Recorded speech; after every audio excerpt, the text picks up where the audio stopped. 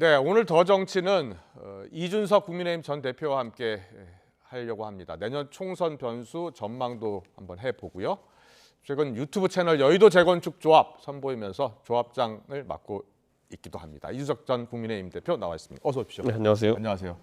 저희가 네. 오늘 이준석 전 대표 만나기 앞서서 지금 이재명 대표가 네. 검찰에 4번째 출석했잖아요. 워낙 중대 사안이기도 해서 한번 여쭤보려고요. 이재명 대표 검찰 출석 전 발언을 들려드렸는데 어떻게 들으셨어요? 그러니까 이재명 대표가 본인의 장점을 극대화하기보다는 단점을 극대화하고 있는 모습이다라는 생각이 약간 들어서 안타까워요. 단점을 극대화하고 있다고요? 그러니까 장점이라고 한다면은 이재명 대표는 굉장히 실리나 이런 걸 밝아 보이고 예. 이런 것들에서 정책이나 이런 걸 풀어가는 데 장점이 있는데 본인을 비장한 정치 투사로 만들려고 하는 지금 단계에 들어가 있거든요.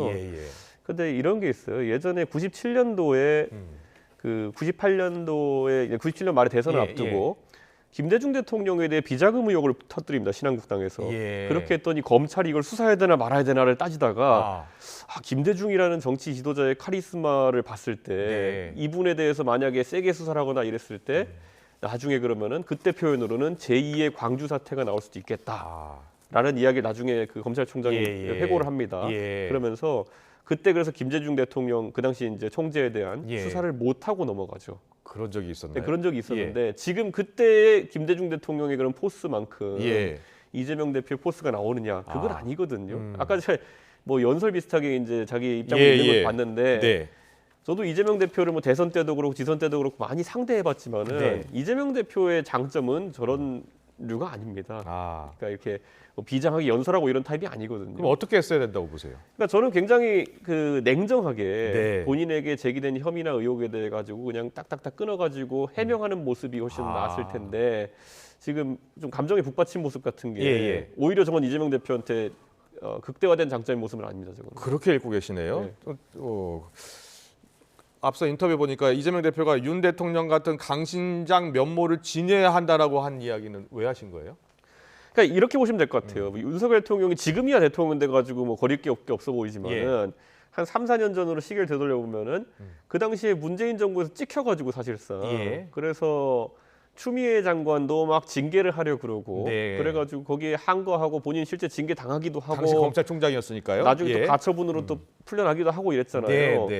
그러니까 그때 윤석열 대통령이 심적인 스트레스가 얼마나 많았겠습니까? 근데 거기에 의연하게 대처했기 때문에 결국은 나중에 이제 대통령이 된 거거든요. 근데 저는 이재명 대표가 취임한 지 1년이 넘었는데 제가 냉정하게 그냥 이 말씀을 드리고 싶은 게 이재명이 뭘 했나? 라고 물어보면은 1년 동안 사실 민주당에서 새로운 정책이 나왔다든지 아니면 여당이나 아니면 정부를 맛깔나게 지적했다든지 이런 게 기억나는 게 없어요. 그 저도 당대표 해보면 아침마다 이제 당대표가 회의 가가지고 모두 발언하고 이러는 게 사실 대한민국 뉴스를 설계합니다. 하루 동안. 특히 야당 대표 같은 경우에는. 이슈를 선점할 수 있고요. 그렇죠. 근데 이재명 대표가 뭔가 새로운 이슈를 선점했다는 얘기를 듣지 못했습니다. 그냥 매번 나오는 것은 방탄국회나 이런 것 때문에 본인의 거취 문제에 대한 것들만 이렇게 나오잖아요.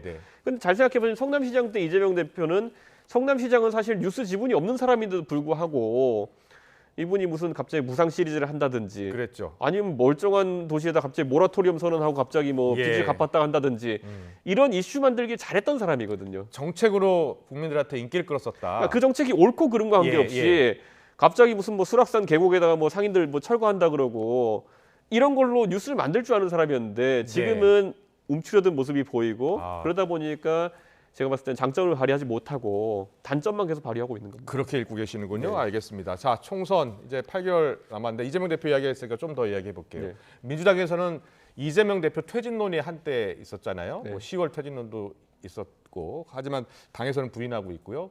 근데 연말에 비대위 체제로 갈 수 있다라는 이야기는 계속 나오고 있어요. 어떻게 전망하세요? 그러니까 이 비대위로 가려고 그러면요. 첫째 할 수 있는 거는 아주 비대위에 특화된 전문가 소위 우리가 항상 얘기하는 김종인 위원장 같은 분들 정무 감각이 매우 뛰어나고 메시지 능력이 매우 뛰어나가지고 이런 상황에서 활로를 찾을 수 있는 분이거나 아니면은 윤석열 대통령보다 낫다고 판단되는 대권 주자여야 되거든요. 그 정도로 강력한 사람이 끌어야 된다? 지금 대통령이 선거를 주도하겠다고 하고 있는 상황 속에서 사실상 거기서 그러면 야당의 대권 주자가 그에 준하는 카리스마와 이제 대권 주자로서 능력이 있어야지만이 이 시나리오가 가동되는 거거든요. 예. 그래서 이제 이재명 대표를 그래서 전당대회를 통해서 만든 거 아닙니까? 네. 그러면 이제 민주당 내에서 이재명 대표와 당권 다툼을 하고 있는 분들도 고민해야 될 게 이재명 대표보다 대권 주자로서의 카리스마가 뛰어난 사람을 비대위로 띄우겠다는 것이 아닌 이상 예. 그게 상당히 설득력이 떨어질 가능성이 있습니다. 그렇다면 이재명 대표 체제로 내년 총선 치를 가능성이 더 높다 이렇게 보세요? 민주당이 지금 딜레마인 거죠. 아. 이재명 대표도 여러 가지 문제 때문에 한계점이 보이는데 네. 이미 지방선거를 패한 패장 아닙니까 이재명 대표 같은 경우에 예. 큰 선거 예. 지휘 능력이 없다고 이제 판단되는 상황 속에서 그러면은 이제 대권 주자 그럼 이재명 대표보다 나은 사람이 있느냐? 네. 그래서 냉정하게 이렇게 말씀드릴게요. 그 민주당에서 좀 머리가 있으신 분들이 노력을 많이 했어요. 네. 그래가지고 한 2달 전인가요? 별안간 뜬금없이 막 모든 유튜브 채널이 달려들어가지고 민주당 쪽에서 예. 이탄희 의원 한번 띄워보려고 했던 겁니다. 아. 이탄희 의원 같은 사람 좀 젊고 새롭다고 생각하는 사람 한번 띄워보려고 했는데 예. 생각보다 안 뜬 겁니다. 네. 이렇게 다 달려들어가지고 대권 여론조사에도 넣어보고 이렇게 다 해가지고 했는데 그만큼 안 뜬 거거든요. 예. 그러면 이제 그럼 민주당 내에서도 전통적인 어떤 후보군들이 또 나오겠죠. 예. 이낙연 총리라든지 예. 아니면 정세균 총리라든지 김부겸 총리라든지 예. 문재인 정부의 총리를 지내신 분들이 등장할 수 있고 이분들은 그런데 그러면은 이분 자체가 대선 주자로서의 권위를 갖는 것 이전에 네. 문재인 대통령과의 연관성을 통해 가지고 문재인 대통령의 영향력을 받는 인사라고 사람들이 생각할 수 있습니다. 아. 그러면 사실상 전직 대통령과 현직 대통령이 각을 세우는 구도로 대권이 그 총선이 치러질 수도 있는 거거든요. 그렇군요. 그래서 예. 이제 그럴 가능성도 있다고 보세요? 그러니까 민주당 입장에서 가장 좋은 거는 예. 이재명 대표의 한계성을 뛰어넘는 네. 멋진 대선 주자가 나와가지고 이끄는 겁니다. 음. 그게 안 되면은 그 다음으로 선택할 수 있는 차선이라고 하면은 제가 봤을 때는 문재인 대통령의 대중적 인기가 있다면 그걸 바탕으로 해가지고 네. 그 정권의 총리 정도 되는 아주 중량감 있는 인사가 당을 이제 그렇군요. 운영하고 예. 그러면 여기서 선결돼야 되는 거는 어쨌든 이재명 대표는 지금 전 대선 후보고 네. 상당한 국민적 지지를 받고 있으니까 이재명 문재인 간에 상당한 화합과 타협이 있어야 되는 거겠죠. 네. 그래서 예전에 가가지고 회동을 한 거 아니겠습니까? 그렇습니다. 그러니까 민주당이 그리고 있는 작전이라고 하는 것이 사실 선거를 좀 치러본 사람들 입장에서는 네. 어느 선 안에 다 있습니다 지금. 그리고 알겠습니다. 하는데 잘 안 되는 거예요 자기들도 예. 지금. 자, 네. 민주당의 딜레마. 네. 하지만 그럼에도 불구하고 내년 총선은 여당이 불리할 것이다. 네. 수도권이 위기다. 이렇게 진단한 이유는 그러면 어디 있는 겁니까? 지금 사실 국민의힘 지도부에서 네. 뭐 수도권 선거를 아는 사람이 그렇게 많아 보이지 않습니다. 국민의힘 지금 예, 지도부 원래 당에서 뭐 예를 들어 대표가 영남 분이면은 김기현 대표. 원내대표를 뭐 수도권 분으로 한다든지 이렇게 네. 균형을 맞추려는 노력을 많이 하거든요. 네. 근데 지금은 그런 게 없어요. 윤재욱 원내대표. 당대표 울산, 네. 원내대표 대구, 대구. 그다음에 지명직을 뽑을 기회도 있었는데 거기다 대구. 네. 예, 뭐 이런 식으로 그냥 수도권을 잘 모른다. 그러니까 저는 이 네. 말이 뭐냐면 제가 수도권 선거와 그러면 영남 선거 뭐가 다르냐 그냥 말씀드리면요. 영남 선거는 시작할 때 딱 가보면은요. 예. 국민의힘이 한 5대 0으로 이기고 있어요. 아.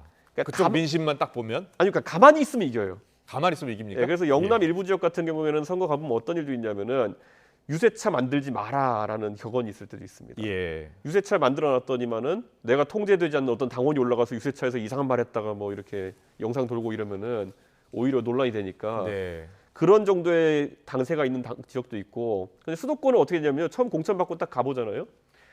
5대 0으로 지고 있어요. 아. 네. 열심히 뛰어야 된다는 말씀. 그 말은 뭐냐면 우리가 골을 안 먹는 게 중요한 게 아니라 예. 5골 이상 넣어야 되는 겁니다. 무조건. 예. 네, 그러면 공격적인 선거 전략을 할 수밖에 없는 거거든요. 그런데 지금 누가 봐도 지금 지도부는 예. 그냥 아무것도 하지 말고 실점하지 말자 위주로 가고 있는 거거든요. 예. 지고 있는 선수들이 무슨 실점을 하지 않는 전략으로 이기겠습니까? 네. 지금 현 지도부를 아주 강력히 비판하고 계신데 네. 그럼 현 지도부가 어떻게 해야 된다고 보세요? 무엇을 더 해야 된다고 보세요? 모를 거예요. 모른다. 아니 지금 8개월 남았으니까 준비를 해야 될 거 아니에요. 평생 점수 안 먹는 거를 덕목으로 살아오신 분들한테 갑자기 아. 골 넣는 축구를 하라 그러면은 그게 안 됩니다. 그러니까 자. 지금 우리가 갑자기 아무리 김민재 선수가 수비를 잘한다 그래가지고 네. 갔다가 스트라이커에 넣으면은 힘들 거거든요. 자, 알겠습니다. 총선 8개월 앞두고 제가 여론조사 최근 나온 여론조사 하나 잠깐 보고 갈게요. 한국 갤럽 조사를 보면요. 먼저 대통령 직무수행 평가는 35% 정도. 그러니까 30%, 32, 33, 35, 33, 35 이 정도로 나오고 있고 부정 평가는 57, 58, 55, 57 이렇게 나오고 있고요. 그리고 세대별로 잠깐 볼게요.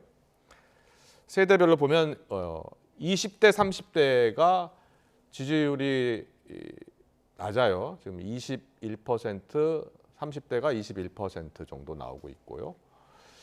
그리고 또 지역별로도 볼까요? 자, 지역별로 보면요.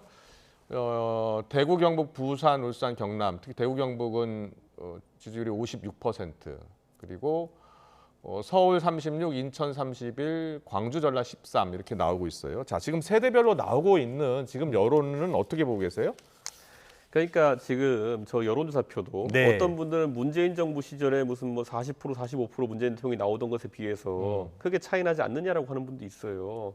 제 눈에는 큰 차이인데 하여튼 크게 네. 차이 나지 네. 않는 네. 분들이 있는데 예. 같은 갤럽 조사를 하더라도요. 저희가 정치하는 사람들이 분석할 때는 어떻게 분석합니까? 총선을 앞두고 대선은 좀 다릅니다. 네.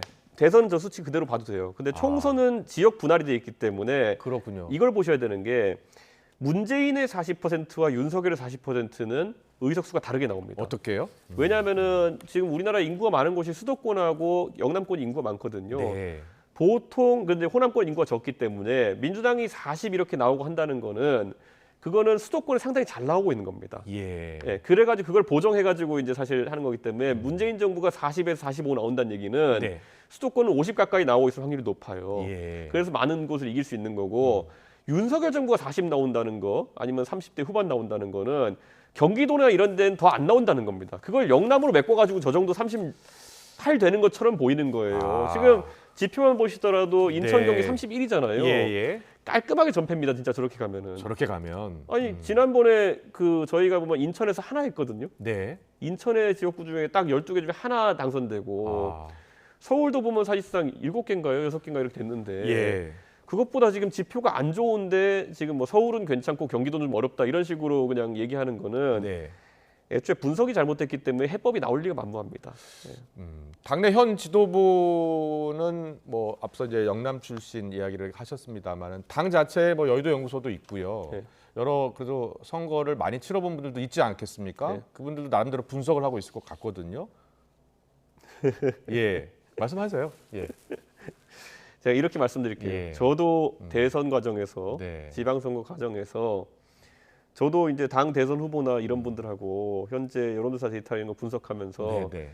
얘기를 많이 했죠. 아. 그래서 우리 당 여의도 연구소에서 분석한 것을 네. 뭐 대선 때는 특히 대통령께도 드리고 했는데 그랬는데 이렇게 제가 말씀드릴게요. 보고서를 어떻게 쓰고 해석하냐에 따라 가지고 받아보는 사람이 오판할 수 있게 만들 수 있습니다. 아 네. 그러면 그 지도부가 원하는 보고서도 낼 수 있다?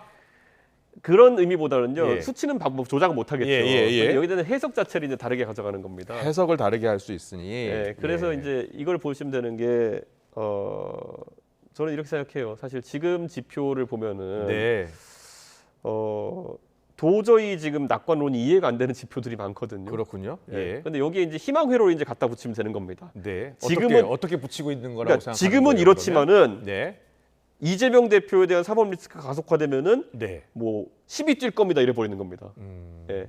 근데 이게 이제 그런 가정을 할 것이다. 이게 제가 반복되는 게 뭐냐면요. 예전에 이명박 정부 때도 네. 굉장히 지표가 광우병 이후 안 좋고 이렇게 했는데 그때 내부적으로 이런 보고들이 올라갔다 그래요. 뭐 이제 지방선거 되면은 잘 될 겁니다. 네. 근데 거기서 이제 그때 잘 아시는 것처럼 안타깝게도 천안함 폭침과 예, 연평도 포격 이런 게 터지면서 으아 이제 지방선거는 우리 다 이겼다. 그것 때문에 10%는 뛸 거다. 이렇게 예측했다는 거예요. 네. 그때 지방선거 몰패했습니다. 아 그렇군요. 그러니까 예. 이런 게 뭐냐면은 그러니까 지금 상태는 너무 안 좋지만은 네. 걱정 마십시오. 연말까지 이재명 사법 리스크 때문에 10% 뜁니다. 이런 거로 지금 희망회로 돌리고 있는 거죠. 알겠습니다. 이준석 전 대표 개인 이야기 해볼게요. 예. 이준석 전 대표 노원에 네. 그 공들이고 있는 거 맞죠? 저는 뭐 공 들였다기보다는 계속 하고 있는 거죠? 8년째 지금 예. 공들이고 있기 때문에 예, 뭐 계속. 특별한 상황은 아닙니다. 예. 이번에 공천 받으실 수 있을 것 같아요. 어때요? 저는 결격 사유가 없다 보고요. 네. 그런데 뭐 항상 공천이라고 하는 거는 네. 원래 지난 지방선거 때 공천 잡음 별로 안 났거든요. 예. 예. 그거 그 당시에 제가 당 대표로서 경선 위주의 원칙을 고수했고 네 사람 꽂아넣기보다 당선될 사람을 넣어야 된다라고 해가지고 돌렸기 때문에 지방선거에 대해서 저한테 아무도 네 사람 꽂아넣기 욕심냈다고 하는 사람 없거든요. 근데 지금 만약 그러면은 노원병이라는 곳이 뭐 이렇게 대단한 경쟁이 있을 만한 곳은 아니거든요. 그러니까 제가 노원병에서 격사위 없으니까 공천 받을 것으로 생각하고 있다. 제가 노원병에 지금까지 선거구가 생긴 이후로 사상 최다 득표, 최다 퍼센트를 득표했거든요. 그런데도 만약에 합리적이지 않은 이유로 만약 공천에서 장난을 치려 한다 그러면은 뭐 그거는 뭐 사람의 할 수 있는 영역이 바뀝니다. 그건. 자, 이준석 전 대표 지금 당 안팎에서 포용론 이야기가 나오고 있는데요. 김종인 전 비대위원장 라디오 방송에서 국민의힘 내년 총선 전략에 대해서 이렇게 이야기했습니다. 자, 듣고 오겠습니다. 지금 국민의힘이 사실 이준석이 같은 사람을 포용을 해가지고 사실은 끌어안는 그러한 노력을 하는 것이 내년 총선에 전략적으로 더 유리한 방향이 아니겠나 이렇게 생각을 해요. 이준석 씨 전 대표의 경우에는 본인이 지금 절치부심할 수밖에 없어요. 내년에 총선과 관련해서 늦어도 내년에는 국회에 입성을 해야지 자기의 정치적인 캐리어를 갖다 유지해 나갈 수 있지. 그것이 좌절이 될 것 같으면 거기에서 정치가 마감될 수 있다고 하는 그런 두려움을 가질 수밖에 없어요. 네, 김종인 전 비대위원장 라디오 인터뷰 내용인데 가끔 보세요? 찾아뵙죠. 가끔. 아, 그렇군요. 이준석 전 대표 포용해야 된다라고 지금 이야기하는 분들이 많아요. 홍준표 전 대표도 그렇고요. 그러니까 이런 거죠. 요즘 보면 뭐 나오는 말이 또 트렌드가 바뀌어가지고 뭐 유승민은 안 되고 이준석은 된다 뭐 이런 거 하시는 분들이 있던데 저는 그것도 별 의미 없는 얘기를 봅니다.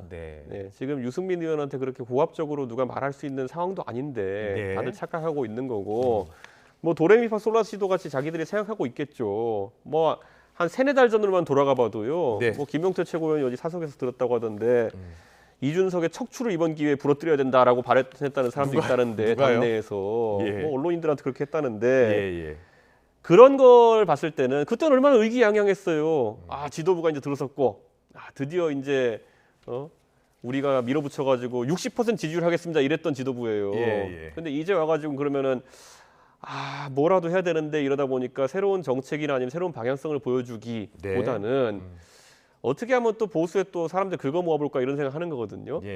이게요 2016년 총선 때 보수 대통합을 했다 망했던 전형적인 그거거든요. 지금 사람들이 바라는 거는 방향성을 바꾸라는 거예요. 만약에 지금 이준석 포용이니 뭐 이런 거 없이요 지금의 운영 방식보다 조금 더 독단성을 덜어내고 잘 운영하면요 이준석 필요 없어요. 그렇군요. 그런데 오늘 이철규 사무총장 어제군요. 함께 항해하는데 멀쩡한 배에서 노를 거꾸로 젓고 구멍이나 내는 승객은 승선할 수 없다. 당 조직에 도움이 안 될 것이다. 이렇게 아주 비판을 했는데 이게 누구를 이야기한 거지? 라고 하면서 여러 이야기가 나오는데 이철규 사무총장이 사실은 뭐 이제 공천 실무를 맡게 될 거 아니에요. 왜 이런 말을 했다고 보세요? 지금 뭐 본인한테는 배에 난 구멍이 안 보이시는 것 같은데 지금 제가 봤을 때는 뭐 남 탓할 거 없이 지금 배 자체가 위험한 상황이니까 좀 내부 수리부터 하시라. 자, 그런데요. 정치에서는 흔히 영원한 적은 없다고 하잖아요. 친윤계하고는 같이 갈 수 없는 겁니까? 이준석 전 대표하고 어때요? 아니 이거를 그냥 제가 말씀드리자면요. 아니 본인들이 하겠다 그래가지고 5만 가지 무리수 다 써가지고 당 대표도 자기들 마음대로 뽑고 다 했던 거 아닙니까? 그 다음에 이제 해가지고 결과가 안 좋으면은 반성해야죠 그냥. 지금 더 이상 뭐 다른 어떤 화살을 돌릴 게 아니라 60% 지지율 하겠다고 해서 당선됐고 거기다가 뭐 다른 주자를 주저앉히면서까지 뭐 아무 말도 안 하면 아무 일도 일어나지 않을 겁니다 이런 말까지 해가면서까지 주저앉혀서 당선된 건데 그러면 성과를 보여야 될 시기가 온 거죠. 근데 성과가 없으면은 제 생각에는 심각함을 느끼는 게 좋죠. 그렇다면 심각함을 느껴야 한다면 현 지도부가 어떻게 된다는 거예요? 본인들이 한계성을 깨달아야 되는데 한계성을 깨닫고 아까 제가 말씀드린 것처럼 영남과 강원도 출신으로만 지금 구성돼 있거든요 지도부가. 그렇기 때문에 그럼 비대위 꾸려야 된다고 보시는 거예요? 내년 총선을 앞두고? 아니 지금 누가 자꾸 민주당의 예. 이재명 대표한테 비대위 꾸려라 이렇게 하고 네. 이재명이 더 이상 걸림돌이 되면 안 된다 이런 말 하는데 이재명 대표가 바보입니까? 그렇게 물러서 주게 예. 본인도 어떤 것이 보장되지 않으면 안 해주겠죠. 마찬가지로 지금 이 윤핵관이니 아니면 현 지도부를 하는 분들도 네. 본인들이 지금 물러날 생각은 전혀 없죠. 네. 그런데 보수 정당의 유구한 전통이 뭐냐면은 끌려 내려옵니다 나중에 저러다가. 네. 야, 만약에 계속해서 현 지도부가 내년 총선까지 가고 그리고 우리 이준석 전 대표 공천도 만약에 안 되고 네. 그러면은 앞서 인터뷰 보니까 공천 장난칠 낌새 보이면 신당 창당 무소속 출마 배제하지 않겠다. 저는 뭘 하겠다보다도 네. 무엇이든 열어놓겠다는 말 계속해요. 예. 네, 뭐 신당 창당할 수도 있고 음. 아니면 뭐 무소속 나갈 수도 있고 네, 뭐든지 할 수 있죠. 네.